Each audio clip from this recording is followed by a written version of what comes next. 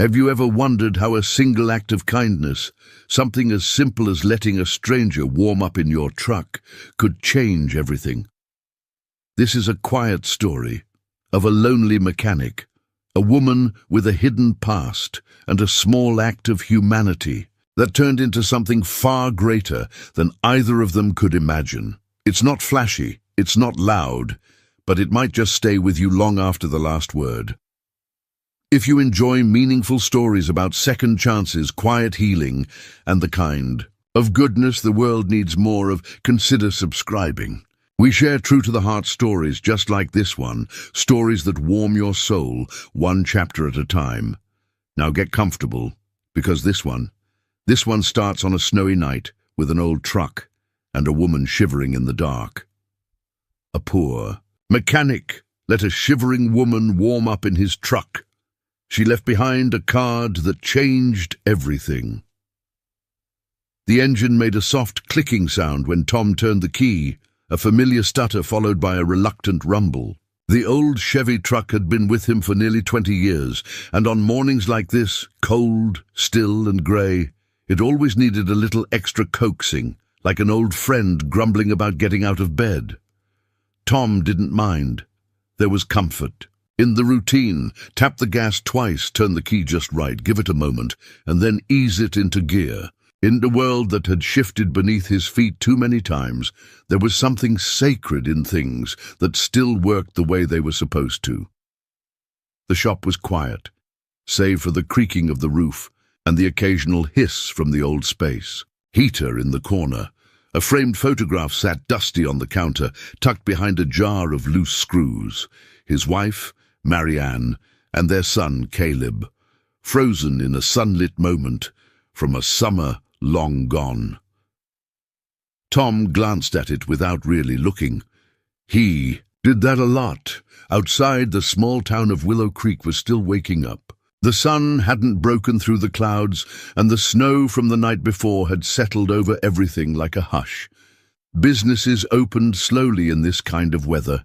People stayed inside, roads were slick, and the air carried that heavy stillness that only came right before a storm or right after a heartbreak. Tom stood at the open garage door, coffee steaming in a chipped thermos, watching the world not move. The town had changed. Or maybe it hadn't. Maybe he had. Since Marianne passed, everything had lost its color. The laughter, the bustle, even the frustration of work. It all felt like it was happening to someone else. Tom was there, of course. He fixed cars, changed. Oil, gave discounts he couldn't afford.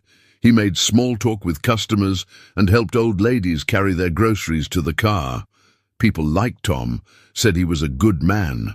But after the shop closed each evening, when the lights went off and the heater wound down to silence, Tom would sit in his little office with a can of soup and a spoon, eating in the dim orange glow of a desk lamp. There was no one to cook for, no one to come home to. Caleb called once a month, maybe. He'd moved out to Boise for a job at some tech company. Smart kid. His mother's brain, Tom always said. But the distance between them had grown like rust. Quiet, creeping, and hard to fix once it set in. Tom never asked for more. He figured Caleb had his own life. He took a sip of coffee and ran a calloused hand over his beard. Time to get to work, but there were no cars that morning. No appointments, no walk-ins, not even a tow truck hauling in a broken-down sedan. Just the wind rattling the shop sign and the snow gathering like secrets on the windowsills. Tom didn't mind being alone. Not really, but some days the silence was heavier than others. He grabbed a wrench and started tinkering with the heater in the waiting room, more to stay busy than anything else. Halfway through, the old radio on the shelf crackled to life. He'd forgotten it was plugged in. A Johnny Cash song came through, soft and low. Tom paused, listening. Marianne used to hum this one when she cooked Sunday breakfast. He turned the volume up just a little. Later, when he stepped outside again to check the salt levels near the walkway, a memory tugged at him like a draft through a cracked window. He remembered Marianne standing in the snow, wrapped in that red coat he'd bought her for their 10th anniversary. She used to love winter, said it made the world honest. No place to hide when everything's bare. Tom didn't love it. He never had. Still, every year when the first snow fell, he'd find himself looking out at the road, wondering who might need help. It was a habit, maybe a hope. He salted the path, fixed the door hinge, restocked the coffee pot. Doing what needed to be done without thinking too hard about why. As the afternoon light began to dim, Tom pulled out his ledger book, the old-school kind, and flipped through the sparse entries of the past week. Business was slower than usual. December was always tough. People postponed repairs until after the holidays. He'd made just enough to cover rent on the shop, but not heat for both the shop and his trailer. He'd sleep in the office tonight. Again. The heater coughed and sputtered. Tom smacked it gently with his palm and muttered under his breath, "Don't. You quit on me now." It groaned but kept going. He sat down, pulled out a tin of soup from the drawer, and unscrewed the lid. A spoon, a napkin, and that was dinner. He turned off the main lights, leaving the desk lamp glowing, and leaned back in the chair. His eyes drifted to the photo again. "I miss you," he whispered. It wasn't the first time he'd said it. Wouldn't be the last. Just then, something outside caught his eye. A shadow, maybe. A flicker of movement near the far side of the parking lot, where the snow piled deeper and the light didn't quite reach. He stood slowly, walked to the door, and squinted through the fogged glass. Nothing. Or maybe someone? He rubbed the window, clean, and looked again. There, near the edge of the lot, was a figure, small, huddled, barely moving. A woman, he thought, sitting on the bench near the old bus stop that hadn't seen a route in 3 years. No coat, no bag, just curled up against the cold like a fallen bird. Tom didn't hesitate. He grabbed his keys and jacket, shoved his arms through the sleeves, and headed for the truck. The engine clicked, coughed, then caught. He turned the heat all the way up and pulled toward the bench slowly. The figure didn't move. He stopped her. Few feet away, rolled down the window. "Ma'am?" he called gently. "You all right?" She looked up. Her eyes were wide and dazed, lips blue. "You need somewhere warm?" She didn't speak, just nodded. Tom reached across and opened the passenger door. "Hop in. Truck's old, but the heater still works." She climbed in, shivering violently. He handed her the coffee thermos without a word. No introductions, no questions, just warmth and silence. And for the first time in a long, long while, Tom felt like maybe the silence wasn't so empty after all.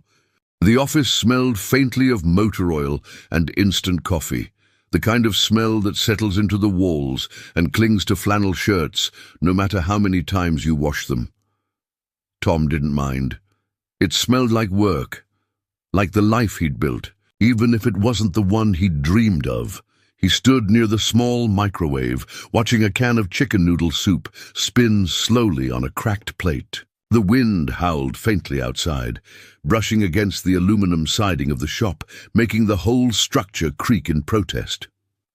From the other side of the room came the soft hum of the truck's engine, idling just outside the shop's front door. The woman was still inside, curled up in the passenger seat under the old army blanket Tom had given her. She hadn't said much, just a whisper of "thank you," and then silence. Tom wasn't expecting more. He stirred the soup when the microwave beeped, poured it into a ceramic mug with a chipped handle, and sat down at his old wooden desk. The desk lamp cast a warm yellow circle over the open ledger book, the ink from his last entry still drying. "Brake job, $85, no charge for labor." He took a sip of the soup, lukewarm, salty, but it filled the empty space in his stomach. The way routine filled the spaces in his days. He looked around the office, at the clutter of years. A calendar from 2017 still hanging on the wall because Marianne had liked the photo of the lake in July, a cracked mug full of pens that didn't work, a coffee tin filled with spare keys from cars long since sold or scrapped. Tom had once imagined growing old somewhere else, maybe with a little house on a hill, a porch swing, grandkids underfoot. But life had a way of rewriting your dreams. In quieter, lonelier fonts, he glanced again at the photo frame, tucked into the bookshelf's corner. Marianne, in a blue summer dress, smiling with her hand on Caleb's shoulder. Caleb had been, what, 16 then? He'd just finished rebuilding. His first motorcycle with Tom that summer. A proud moment. They used to have Sunday dinners together back then. Marianne would bake something from scratch, usually with too much cinnamon, and Tom would set the table, humming along to her favorite records. Caleb would complain but always eat 3 servings. Those dinners were long gone now. Marianne had fought bravely but lost. And after the funeral, Caleb stayed for 2 weeks before packing up for Boise. He said he needed space. Tom hadn't argued. He understood grief came in different forms. But silence. Silence had become the form grief chose for Tom. The radio on. The desk crackled softly. He turned the volume up a bit. A Willie Nelson song floated through, warm, twangy, nostalgic. Tom sat back, mug in hand, listening as the snow tapped gently against the window. He thought of the woman in the truck, young, mid-30s maybe, pale and thin, like life had worn her edges down. No ring on her finger, no backpack or suitcase, just a worn coat and eyes that had seen too much. He wondered where she had been, headed, or where she was coming from, but he didn't ask. He never did, really, not since Marianne. Questions felt like violations now. People carried enough weight without having to explain it to strangers. He stepped out into the cold again, pulling his coat tighter. The snow had picked up, flurries now dancing sideways in the wind. He opened the passenger door gently. She was awake, eyes half-lidded, still clutching the thermos he'd given her. "You okay?" he asked quietly. She nodded. Her voice, when it came, was hoarse. "Just tired. Thank you. You're welcome to stay in here as long as you need. The heater's stubborn, but it works better than mine." She gave a small, tired smile, and, for a brief second, Tom saw something there, not fear, not even sadness, but a strange kind of recognition, like she knew this kind of night all too well. He hesitated before speaking again. "There's soup inside, if you're hungry." She shook her head. "I'm fine, really. Just need a little warmth." Tom nodded. "All right, I'll be right inside if you need anything." He closed the door gently and returned to his office. Inside, he turned down the radio and dimmed the lamp. The soup had gone cold. He didn't bother finishing it. Instead, he wrapped himself in an old flannel blanket and lay down on the cot, tucked between the filing cabinets and the back wall. It wasn't comfortable, but it beat sleeping in the trailer without heat. He stared at the ceiling, eyes adjusting to the dim. The wind picked up again, howling against the door like a lonely ghost. For a while, he just listened.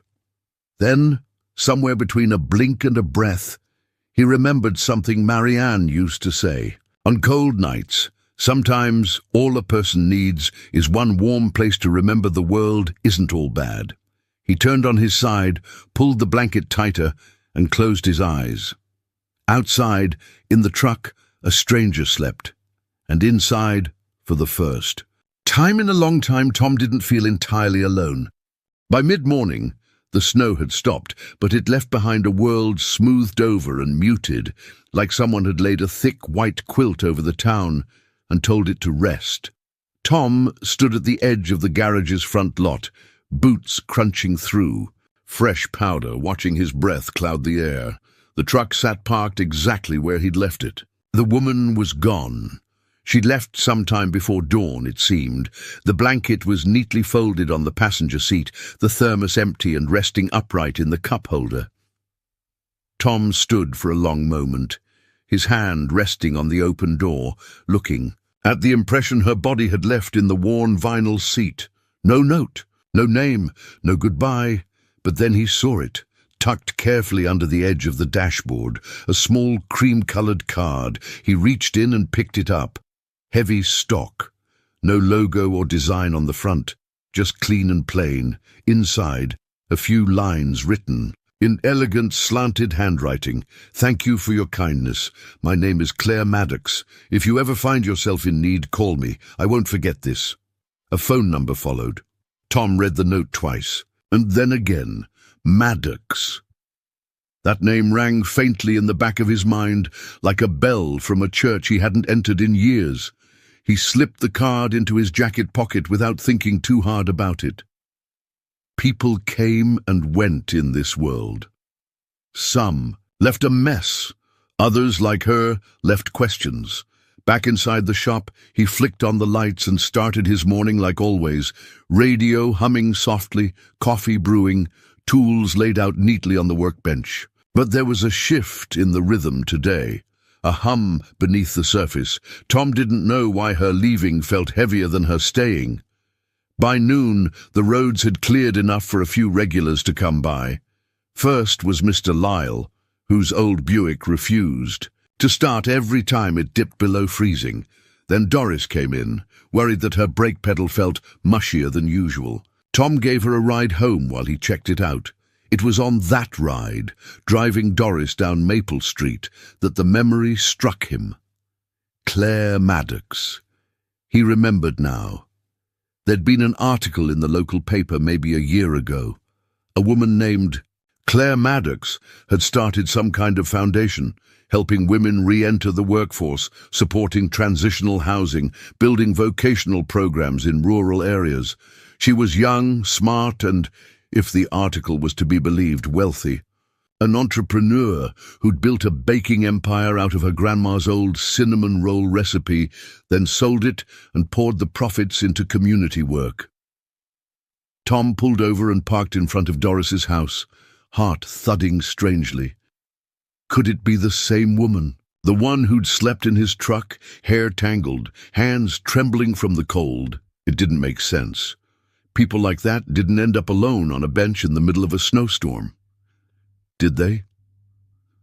That afternoon, Tom returned to the garage, poured himself a cup of coffee, and sat with the card again, turned it over in his hands, read the note like it might change meaning if he stared long enough. He didn't call, didn't even consider it seriously.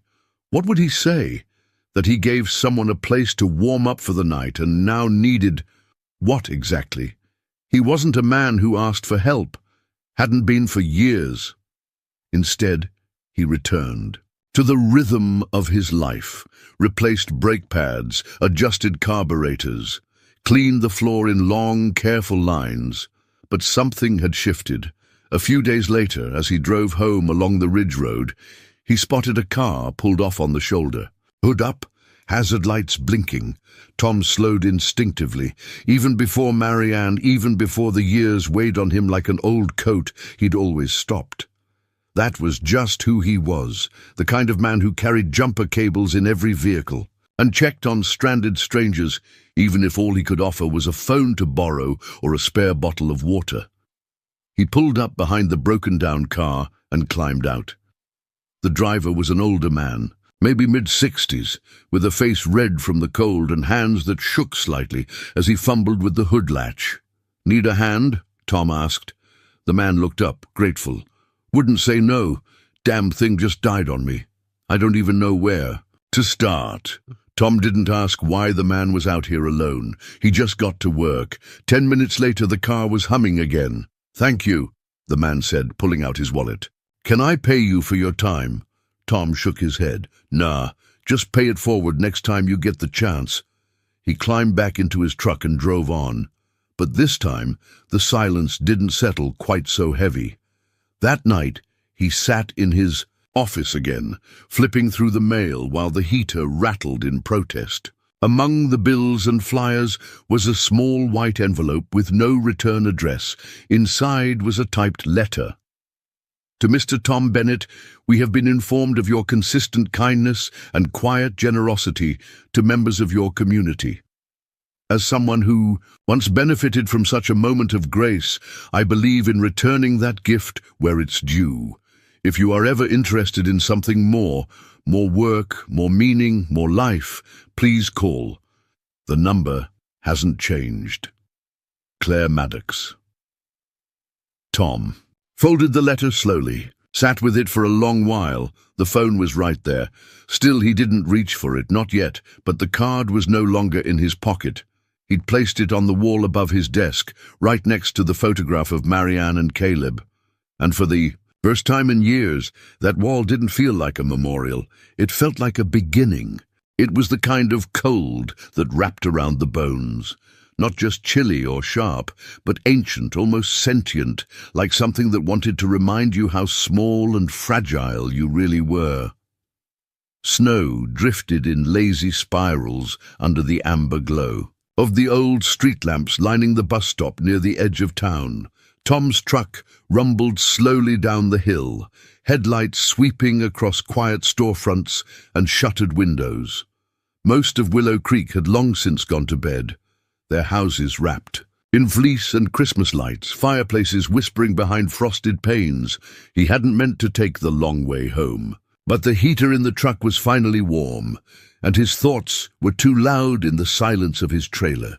So he drove, past the gas station, past the diner, past the bench near the old bus stop that hadn't seen a route in 3 years, and then he saw her, a shadow, huddled and still. Small figure, curled in on itself like a question mark, legs drawn to her chest, arms wrapped around her body in a grip that said she didn't trust the night, or maybe didn't trust herself in it. Tom slowed the truck without really thinking. His instincts kicked in before his brain caught up. She didn't move as he pulled up beside her. He rolled the window down, warm air spilling into the cold night. "Ma'am," he said, voice careful. "Are you all right?" She looked up, and the sight of her eyes nearly took the wind out of him, not because she was beautiful, though she might have been once, before the cold and exhaustion etched lines across her skin, but because there was something in those eyes he recognized, not fear, not panic, but distance. She was somewhere far away, and Tom knew that place. "Do you need help?" he asked, gentler now. She didn't speak, just nodded once, a fragile movement. Tom reached across the cab and pushed open the passenger door. "Come on in. Truck's not much, but the heater works." She hesitated, looked at him like she wasn't sure what to believe. Then slowly she stood, knees stiff, fingers trembling, and climbed in. He passed her the thermos of coffee he kept in the cup holder. It wasn't fresh, but it was warm. She took it with both hands, like it might vanish if she let go. "Thank you," she whispered. That was all. She didn't tell him her name, didn't explain why she was out there or where she was going. Tom didn't ask. He'd learned over the years that not all kindness needed a reason. Sometimes people just needed a place to be without having to explain themselves. She sipped the coffee slowly, letting the heat crawl back into her bones. Tom turned the heater up another notch and adjusted the vents so they blew directly toward her. For several minutes, neither of them spoke. The silence wasn't uncomfortable. It was just honest. After a while, she leaned back against the seat and closed her eyes. Tom pulled the truck into the lot beside his shop, left the engine running, and got out. Inside, he grabbed the old army blanket from the cot and returned to the truck. She stirred slightly when he opened the door. Her eyes fluttered open. "Here," he said, holding the blanket out. "This'll help." She looked at it like it was too much, like even a gesture that small had weight, but she took it, wrapped it around herself tightly, and nodded. "Thank you again." Tom just gave a small smile and said, "Try to get some rest. You're safe. Here." He left the truck running, heater purring steadily, and walked back into the shop. The wind picked up, rattling the aluminum siding. The radio inside the office was playing an old tune he hadn't heard in years. Sam Cooke, maybe. Something about change coming. He sank into his chair, arms aching from the cold, but heart strangely warm. The woman's face lingered in his mind. Her hollow cheeks, her cracked lips, the way she held the thermos like it was the last real thing she had. Who was she? What had brought her here, to this half-dead town, to that abandoned bench?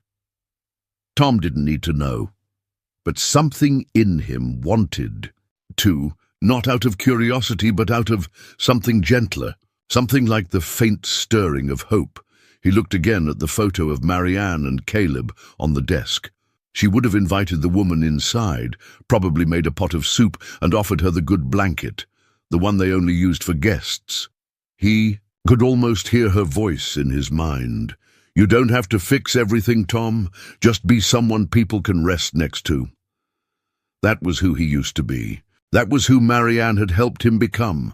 And somewhere along the way, after she passed, after Caleb moved away, after the world got colder, he'd stopped being that man. He'd retreated into silence, let the weight of grief turn him into a shadow of himself. But tonight something shifted, a hinge in his heart, creaking open just a little. Maybe it was the woman. Maybe it was the way she didn't ask for help, but accepted it anyway. Or maybe, just maybe, it was time. Tom turned off the radio and stood, moving quietly to the cot in the corner. He lay down without bothering to undress, the flannel blanket pulled up to his chin. The wind howled outside. Snow tapped at the window panes like a child wanting to be let in, but inside the heater hummed. The woman slept, and the shop held its quiet vigil. And for the first time in a long while, Tom felt like he'd done something right, something that mattered. He didn't know who she was. He didn't know what tomorrow would bring, but he knew this. Tonight someone would be warm, and that, somehow, made the cold a little more bearable. Tom awoke just before dawn, his eyes blinking open to the soft golden halo of his desk lamp still glowing from the night before. His back ached from the cot's thin mattress, and his knees protested as he sat up and swung his legs to the floor. Outside, the world was still. Snow dusted the windowsill in fine patterns, and frost traced delicate feathers along the glass. A quiet morning, the kind that came only after the cold had finished its argument with the night. Tom reached for his coat, shrugged it on, and moved stiffly toward the front of the shop. The truck was still parked outside, its engine long cooled. He squinted through the glass door. Empty. She was gone. He pulled the door open and stepped out into the cold, boots crunching lightly over the snow-packed ground.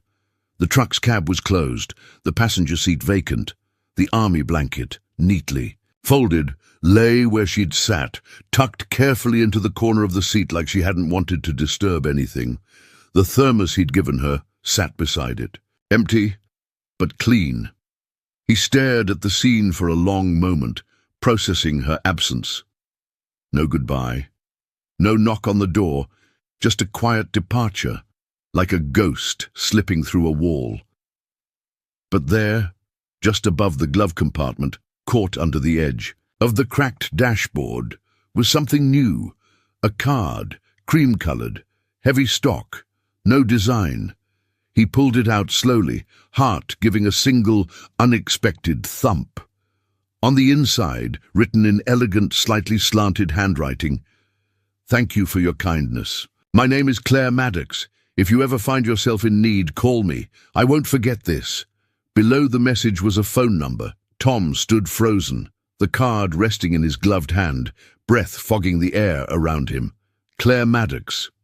The name rolled around in his mind, stirring something. He walked back into the shop, card still in hand, and sat down heavily at his desk. He read the note again, then once more. There was something about that name. It tugged at him, familiar but distant, like a song he'd heard in another life. He reached into the bottom drawer of the desk, pulled out an old laptop he hadn't used in months, and plugged it in. The boot-up process was slow, the fan wheezing, like an asthmatic squirrel. But eventually the screen lit up. Tom opened the internet browser and typed the name into the search bar. Claire Maddox. Dozens of results filled the screen. Articles, photos, interviews. A headline from a business journal. From homeless to CEO. Claire Maddox and the bakery empire. Built on second chances. Another. Maddox Foundation funds $10 million for women's shelters nationwide. His eyes scanned the page, catching fragments. Orphaned at 14, lived on the streets, started baking out of church basements, sold her first business for $12 million, turned to philanthropy. Focused on small towns, vocational programs, women's support services. Tom leaned back in his chair, the card still resting in his palm. The woman who'd spent the night in his truck wasn't just someone down on her luck.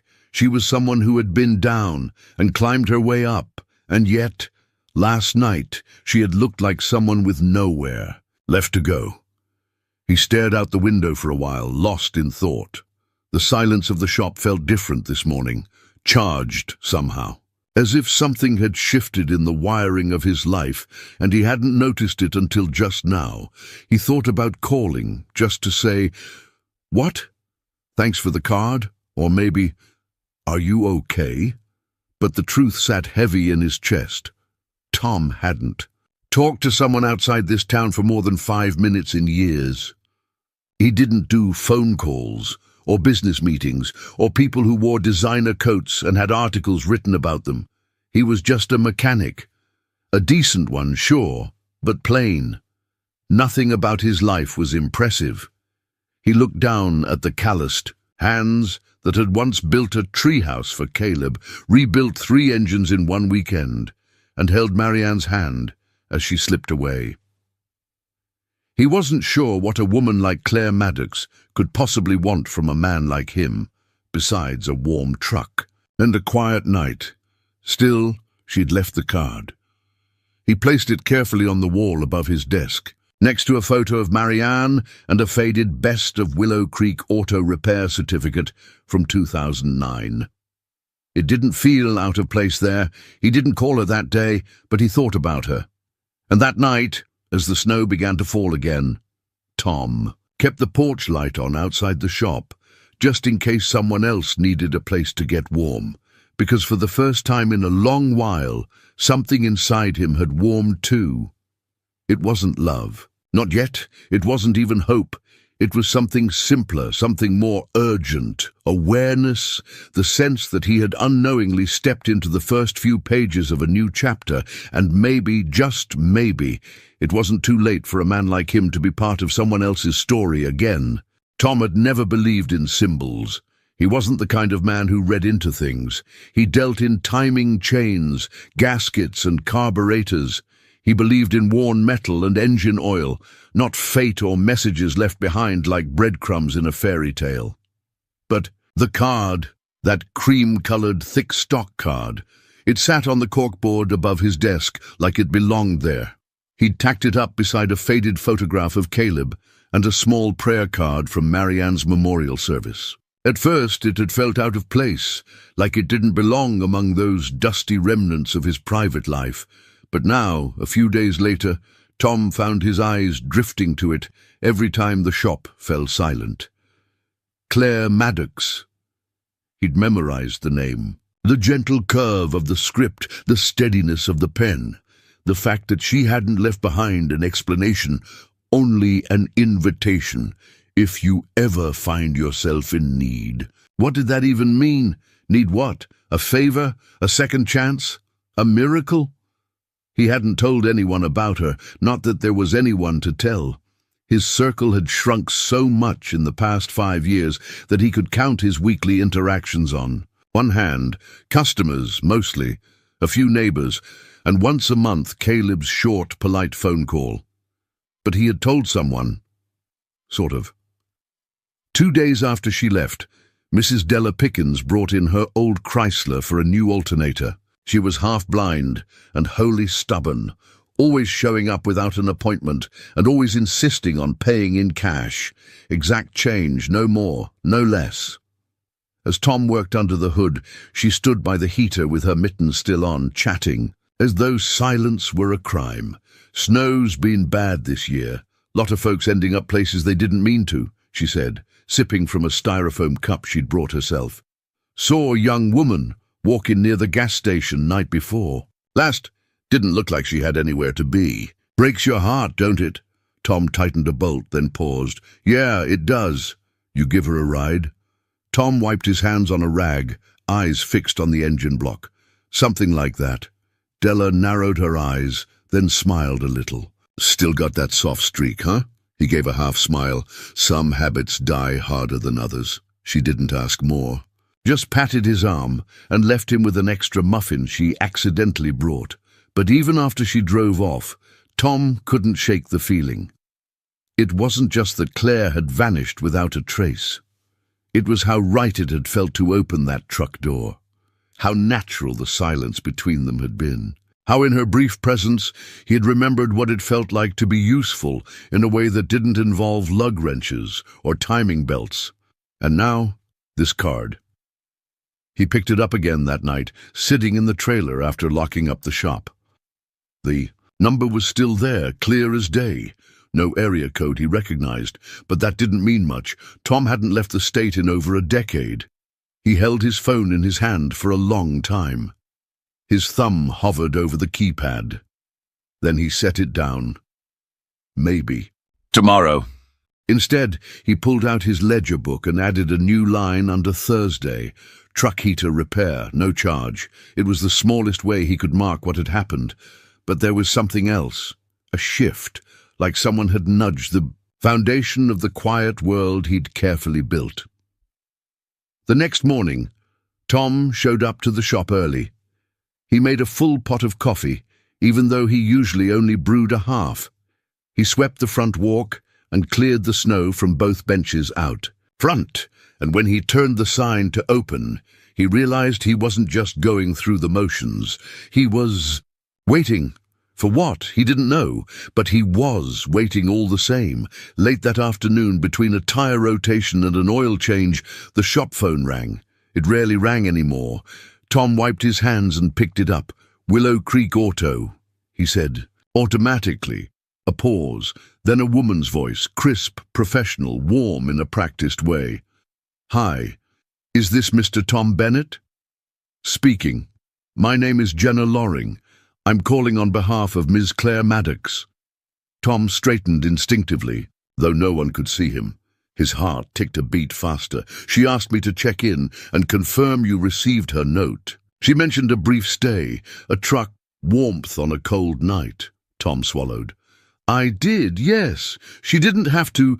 "She wanted to," Jenna cut in gently. "Ms. Maddox is particular about gratitude. She prefers it shown, not just said." Tom didn't know what to say to that, Jenna continued. "She also asked me to extend an invitation. Ms. Maddox would like to meet you again, if you're open to it. She believes you may be someone she can work with." "Work with?" There was a small pause, then, "She'll explain better in person." Tom's mouth was dry. "When?" "Whenever you're ready. She's in town through the end of the week." "Town? Willow?" Creek wasn't the kind of place people stayed in unless they had to. "I'll think about it," he said, voice low. Jenna's tone was kind. "Of course. Just know the offer stands." The line clicked off a moment later. Tom set the receiver down slowly. Outside the window, the snow had started again, soft flakes falling in the golden hour light, turning everything tender. He looked up at the card once more. Still no price, still no expectations, just an open door. And for the first time in years, Tom wondered what might be waiting on the other side. Tom stared at the phone on his desk like it was something foreign, not a tool, not a line of connection, just a thing, quiet and inert. But today it felt heavier than any wrench in his toolbox. The card still sat where he'd pinned it, unchanged and patient. "If you ever find yourself in need, call me." Her handwriting was confident, deliberate. It didn't waver like someone unsure of her offer.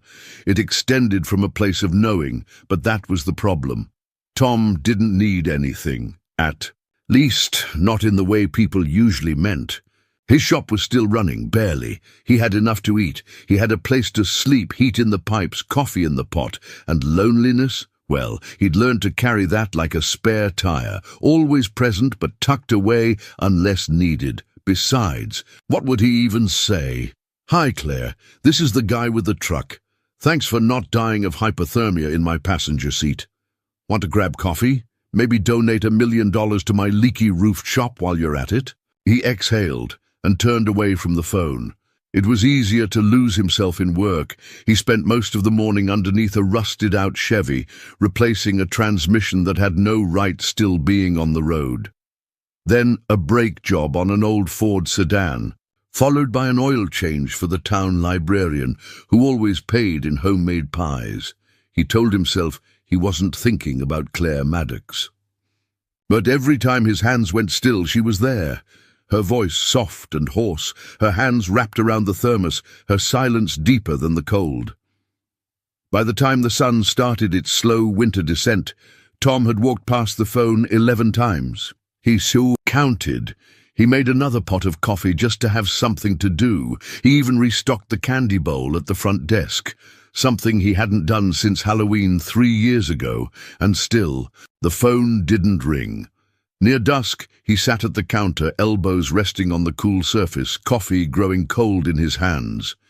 He reached for the card again, read it, then set it back down. He picked up the phone, then put it down, picked it up. Again, put it down. A man could go crazy like this. What if he called and it changed everything? Worse, what if he called and it didn't? He rubbed his temples and muttered, "You're talking to a piece of paper, Tom. That's not a good sign." He stood, stretched, and turned off the heater in the office. The cold crept in immediately, making his joints ache, but it cleared his head. Then he did something he hadn't done in months. He reached for his jacket, locked the front door behind him, and walked. The streets were mostly empty, snow piled up in soft ridges along the sidewalks. Porch lights flickered on one by one, glowing, like fireflies in the blue dusk. He passed the post office, the bakery, the hardware store with the bell that hadn't worked since spring, and then he saw the bench, the same bench where she had sat just nights before, shivering under the weight. Of the sky, it was empty now, just snow and silence. He walked over to it, stood for a moment, then sat. It was stupid, he knew. He wasn't sure what he expected to feel, some lightning bolt of certainty maybe, some inner voice that said, "Call her, you fool, this means something." But the truth was quieter than that. All he felt was a strange sense of presence, like her absence had somehow left a warmth behind. And for a man like Tom, who had lived so long in the shadow of what was gone, that warmth was worth listening to. He sat there for a long time, hands in his coat pockets, watching his breath rise and vanish. Then he stood up, turned, and walked back toward the shop. Inside, he didn't hesitate. He picked up the phone, dialed the number 1 ring 23. He was about to hang up when a voice answered. "Hello?" It was her, Claire, not her assistant. Not some smooth-talking gatekeeper, just her. Tom froze for a heartbeat, then found his voice. "Hey, it's Tom. From the truck. The one who offered you bad coffee and a noisy heater." A soft laugh on the other end. "Tom, I was hoping you'd call." He didn't know what to say to that. "I wasn't sure I should. I left the card for a reason." Another pause. Then Tom asked the question that had been sitting on his chest for days. "Why me?" Claire's voice was steady. "Because you didn't ask me who I was, or why I was there. You didn't try to fix me. You just made space." Tom exhaled, slowly. "That's not much." "It was everything," she said, "and I think you're the kind of man who's done that for a long time, probably for people who didn't even notice. I want to talk to you, in person." Tom hesitated. "I'm no one special." "That's the thing," she replied, voice soft. "You are. You just forgot." There was a long, quiet beat between them. Not awkward, just honest. Then Claire added, I'm still in town. There's a diner near Main Street. Tomorrow morning, 8 o'clock? Tom nodded, though she couldn't see. They'll be there. She didn't say goodbye, just, I'm glad you called, and the line went silent. Tom stood for a long time, phone still in hand. Then he looked at the card one last time. It didn't glow, didn't whisper secrets. But it didn't have to, because now, finally, it had done what it came to do. It had gotten him to say yes. The diner was the kind of place that hadn't changed its wallpaper since the mid-80s. Faded floral print curled slightly at the corners, and the cracked vinyl booths smelled faintly of maple syrup and thyme. The open sign blinked half-lit in the window, and a tiny bell above the door let out a lazy ting when Tom stepped inside. It was just after 8. Snow clung to his boots. He'd dressed carefully, clean jeans, a flannel shirt that didn't have oil stains, his good coat. It wasn't fancy, but it was presentable, and that was enough. Tom scanned the room. She was already there. Claire sat in the far booth, a mug cupped in both hands, steam curling around her face like a veil. She looked better, rested. Her cheeks had more color, her posture straighter, but her eyes, that quiet stillness behind them, were exactly as he remembered. She spotted him and gave a small wave, more invitation than greeting. Tom crossed the room, his boots thudding softly against the linoleum. "Morning," he said, sliding into the booth across from her. "Hi, Tom." He nodded toward the mug. "That your first?" "My second." "I was nervous," she said with a small, almost embarrassed smile. "Didn't want to look like I was hiding behind the coffee." "I usually do," he said, then added, "Hide behind mine, I mean." That got a laugh. It was light, genuine, not rehearsed. They sat in a comfortable silence for a few moments. Then Claire spoke. "I guess I owe you a few answers." Tom shook his head. "You don't owe me anything." She looked down, then back at him. "I know, but I want to tell. You anyway," he nodded once. He was here to listen. Claire leaned back slightly, as if settling into a version of herself she didn't wear often. "I used to be invisible," she began. "Years ago. I was homeless for nearly 2 years. Fell through every crack in the system. Lost both my parents before I turned 20, a boyfriend who left me in a motel room with $62 and a shut-off phone." Tom didn't interrupt. "I got a job at a diner, one like this, washing dishes. The cook there let me sleep in the pantry during a blizzard. First time I felt safe in months. I stayed 6 weeks, started baking things to sell. Cinnamon rolls mostly. That turned into something more." He nodded slowly. "The Maddox Bakery." Claire looked surprised. "You read about it?" "After you left the card. I looked you up." She smiled faintly. "I never used to Google myself, too afraid it'd remind me how much of it I still didn't believe." There was something raw behind her composure, like she wasn't quite sure whether telling this story would set her free or unravel her entirely. "I sold the business 5 years ago. Made more money than I knew what to do with. Didn't feel like I'd earned it. So I started a foundation to help people like me. People who fall through cracks. People who just need one warm night in a truck to believe the world hasn't forgotten them." She stopped, eyes searching his. "That's why I came back, why I looked you up. That night, you reminded me of what saved me in the first place. Not money, not business, just someone who didn't ask questions, who let me breathe." Tom was quiet for a long time. Not because he didn't know what to say, but because he wanted to say it right. "You looked like someone who'd forgotten how to be looked at," he said finally. "I didn't want to make that worse." Claire blinked, caught off guard by the honesty. "I didn't expect a card," he continued. "Didn't expect anything. I just didn't want to leave you in the cold." "You didn't," she said softly. "Not just literally." The waitress came by, refilled their coffees, dropped off 2 menus, and disappeared like she'd done this 1,000 times. Claire flipped hers open but didn't look at it. "There's something else," she said after a moment. "Something I haven't told anyone outside my circle in a long time." Tom set his coffee down. You don't have to. I want to, she said, because if I don't say it to someone who gets it, I think I'll lose the courage to say it at all. She inhaled slowly, then said it like it was a confession. I left everything 2 weeks ago. The board, the foundation, the meetings. I didn't tell anyone where I was going. I just walked away. I didn't want to be anyone's CEO. I wanted to remember who I was before the press releases and the speeches. Tom didn't move. I didn't expect to end up on that bench, she went on. I didn't plan it.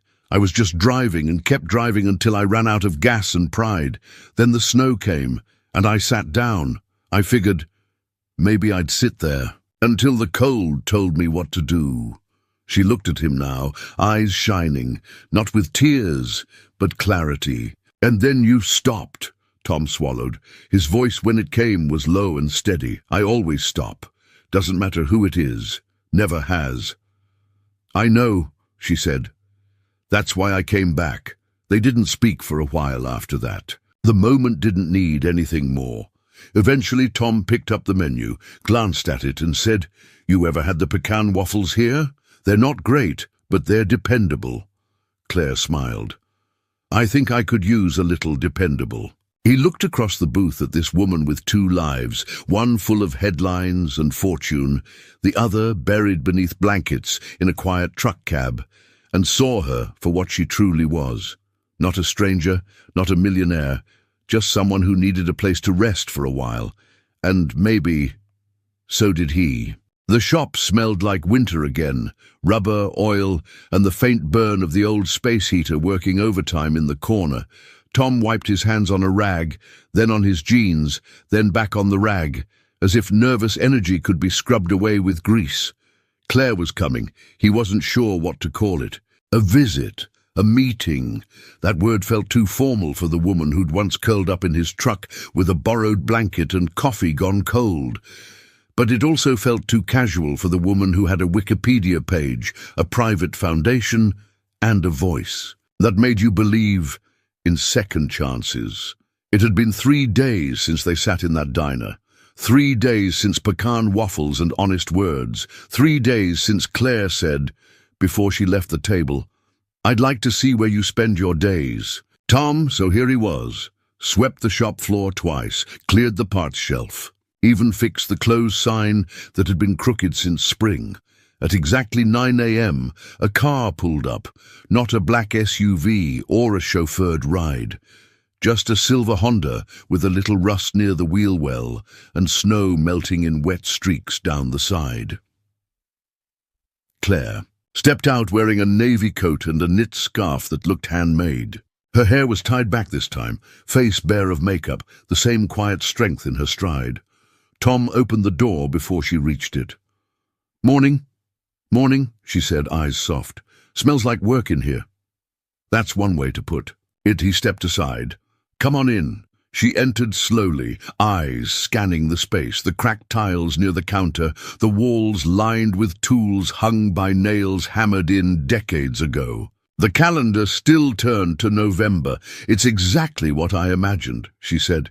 Most people imagine something more modern, Tom replied. Claire smiled. I've had modern. I like honest better. He gestured to the stool near the counter.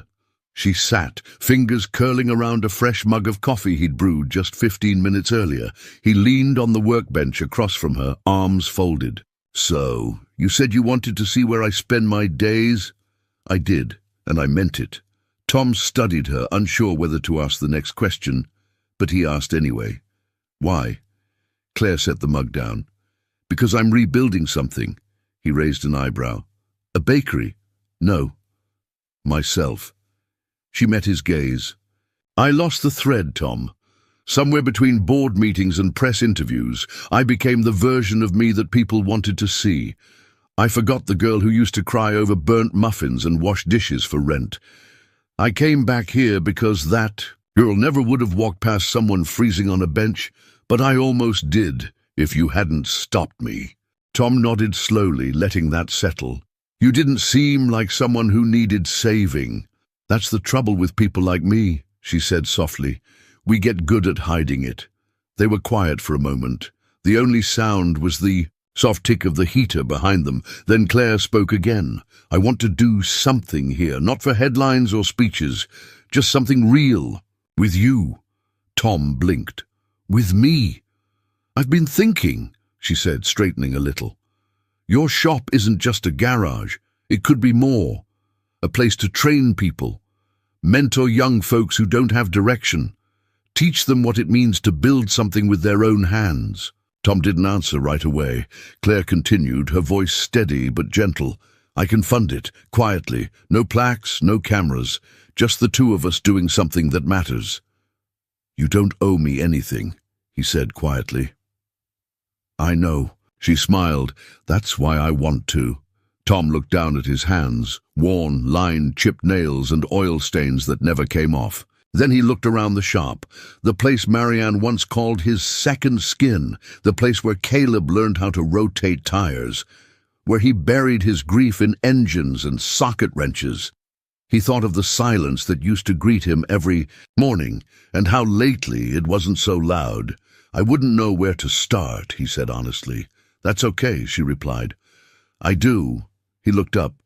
"You'd really want to build something like that here? In Willow Creek?" Claire shrugged, a wry smile tugging at the corner of her mouth. "Well, there's already a stubborn, good-hearted mechanic in place. Seems like a solid foundation." Tom chuckled, a low, surprised sound. "You don't scare easy, do you?" "Not anymore." He stepped away from the workbench, walked over to the corkboard behind his desk, and looked at the card again. The one with no logo, no title, no promises, just that quiet offer. He took it down, turned it over in his hands, and then looked at Claire. "What do we call it?" he asked. Claire tilted her head. "The shop?" "No," Tom said slowly. The thing we build next?" She was quiet for a moment. Then she said, "The Warm Truck Foundation." Tom blinked, laughed, shook his head. "That's a terrible name," he said. Claire laughed, and it filled the shop like sunlight breaking through snow clouds. "Okay," she said. "Then you name it." He thought about it. Not long. Just enough. "How about Second Start Garage?" Claire nodded. "That's perfect." He set the card down on the desk, this time not as a mystery, but as a beginning. She rose from the stool, took one last sip of coffee, and extended her hand. "Partners?" she asked.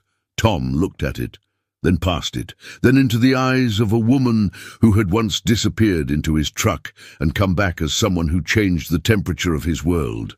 He shook her hand. "Partners." And just like that, the silence in the shop wasn't empty anymore. It was filled with possibility. Tom didn't sleep much the night after they shook hands. He lay on the cot in the corner of his office, blanket pulled to his chin, staring at the cracked ceiling tiles as if they held answers he'd never dared to ask for.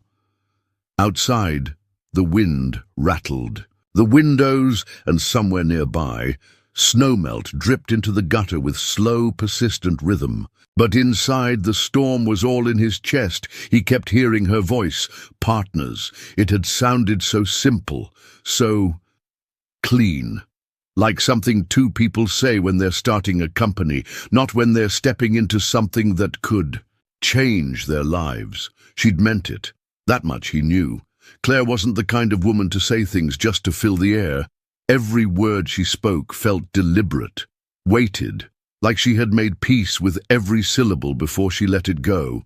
But Tom wasn't used to being part of anything anymore. The thought of kids walking through his shop, eager, wide-eyed, watching him as if he knew something valuable, it scared the hell out of him. He didn't feel like a mentor. He felt like a man who kept things running, a man who survived, but didn't build anymore. At some point in the quiet hours, he sat up, pulled on his coat and walked out into the snow. The cold hit his skin like truth, sharp and real. He didn't mind. He crossed the lot, past the truck where Claire had once slept, and stood under the old security light, staring at the snow-covered sign that read, "Bennett Auto Repair." It looked tired, worn, a little like him, By morning, he'd already made the coffee and cleared a space in the back of the shop, dusting off a metal shelf that hadn't held anything but cobwebs in 3 years. He wasn't sure what he was doing, just moving, one small motion at a time. At 9:10, Claire arrived.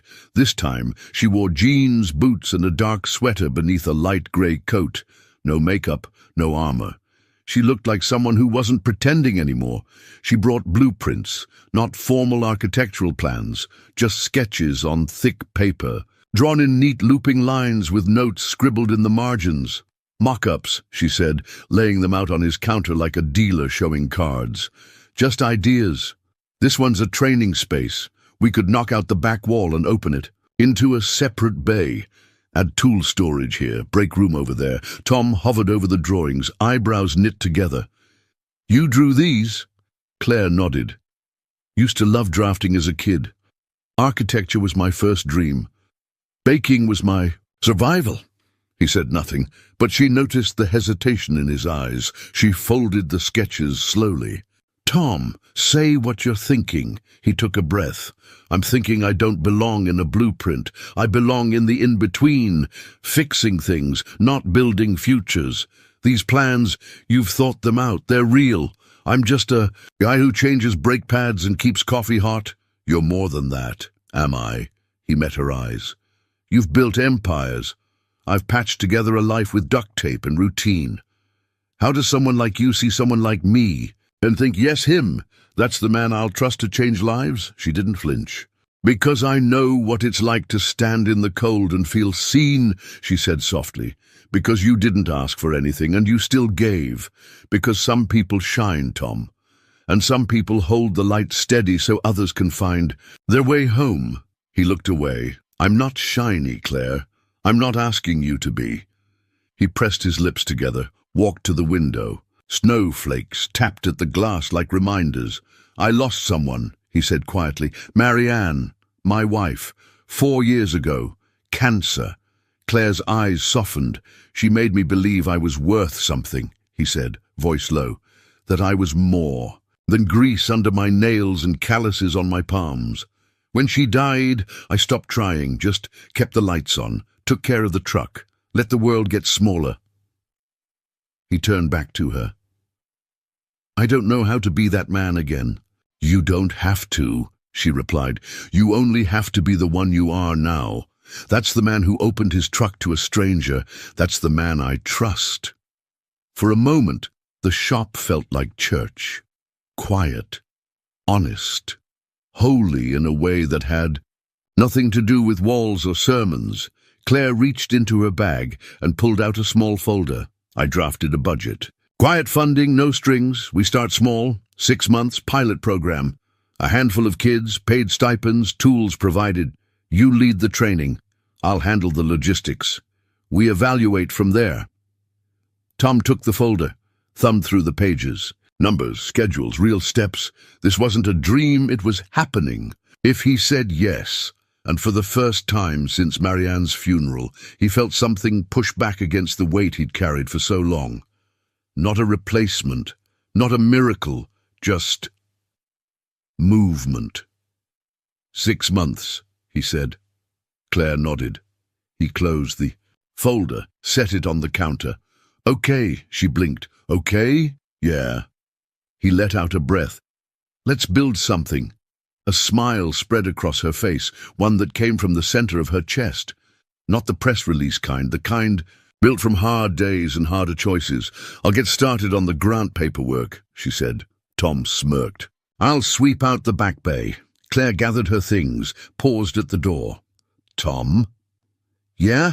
She looked at him softer now. You're more than worth it. You're needed.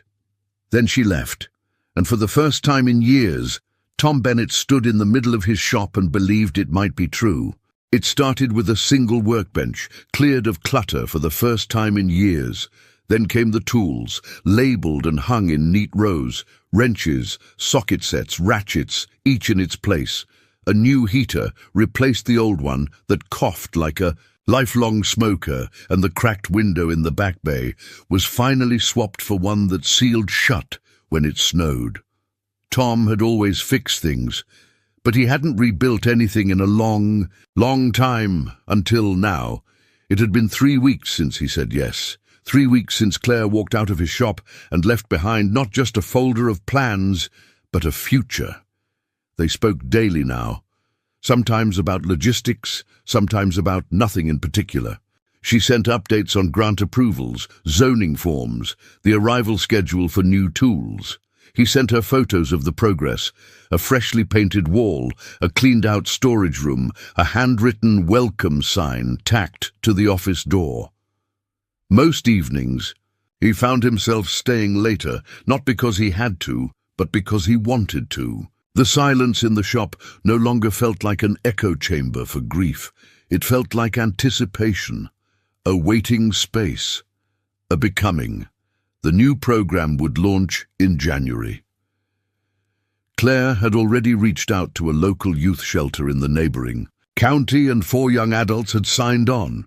2 boys, 2 girls, all between 16 and 20. They would learn basic automotive skills, get their hands dirty, and if Tom had anything to say about it, walk away feeling like they could fix more than just a car. He was nervous, but it was a good kind of nervous, the kind that meant something, mattered again. On Christmas Eve, Tom found himself stringing a modest row of lights along the awning of the garage. They flickered a bit, and he had to jiggle the extension cord to keep them on, but they held. From the street, the glow looked warm, like a promise.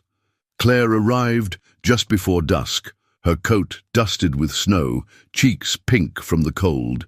She carried a box wrapped in butcher paper, tied with a piece of twine. "You brought something?" Tom asked as he opened the door for her. "Maybe." She handed him the box. "But you have to open it inside." He raised an eyebrow, amused, and led her into the shop.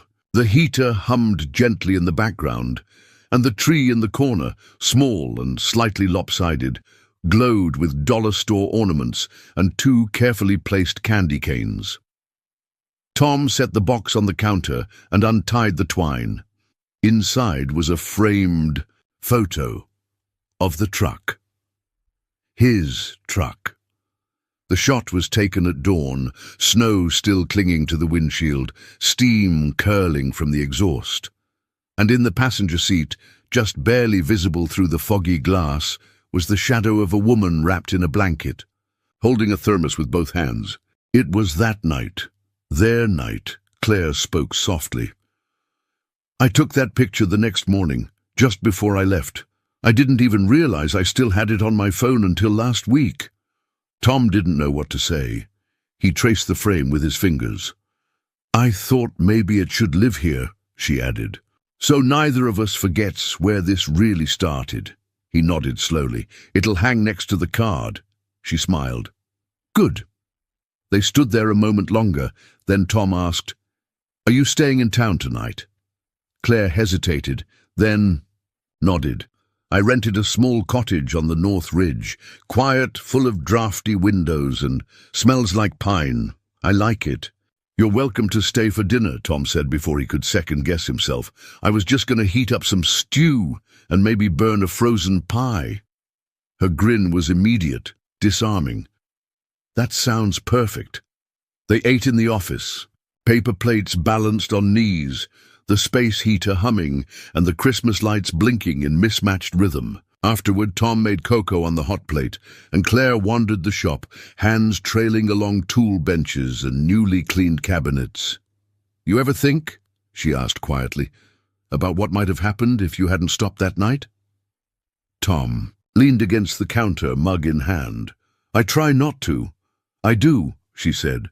"Sometimes I think the person I was becoming wouldn't have survived much longer. Not because I didn't have resources or people or therapy, but because I'd forgotten how to feel safe around someone real."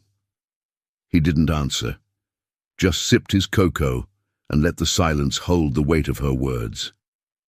"I've done a lot of good," she continued, "built things, helped people, gave away more than I ever expected to earn. But I think this is the first thing I've done that feels like it gives back to something that gave to me." Tom looked at her. "You're The one changing lives now. Claire shook her head gently. No, we are. Later, when she stood at the door to leave, snow beginning to fall again in the blue hush of evening, she turned to him and said, I think we both needed a warm truck that night. He nodded. And a second chance. She touched his arm gently. Merry Christmas, Tom. He watched her walk to her car, headlights cutting through the flurries, and then disappear into the falling quiet. New Year's came with the smell of motor oil and fresh paint. The first trainee arrived 2 days early, an 18-year-old named Jonah, with quiet eyes and a nervous laugh. Tom showed him where the gloves were, how to check the oil, how to feel the difference between a worn belt and a new one. More would come. The program would grow. Claire visited often, but not as a guest. She helped with paperwork, painted the entryway herself, and brought soup on cold days. Their rhythm became easy, familiar, sometimes quiet, sometimes filled with stories, but always warm, always real. One evening, just before locking up, Tom flipped the new sign that hung by the door. Second Start Garage. Eston. 2024, he stepped back, looked at the frame on the wall, the photo of the truck, the card, and now a small plaque that Claire had mounted beneath them. Kindness costs nothing, but it changes everything. As he turned off the lights, he left one on above the front door, not because he forgot, but because someone might need to see it. Someone might still be walking, and this place was built for second starts. We'd love to know, where are you watching from? Let us know in the comments below. It always warms our hearts to see how far these stories travel. If this story touched you in any way, if it made you think, feel, or even just pause for a quiet moment, don't forget to subscribe. There are many more heartfelt stories waiting for you right here, and from the bottom of our hearts, thank you for spending your time with us today. We know your time is valuable, and it means so much that you chose to spend part of it here. Until next time, take care and keep believing in kindness.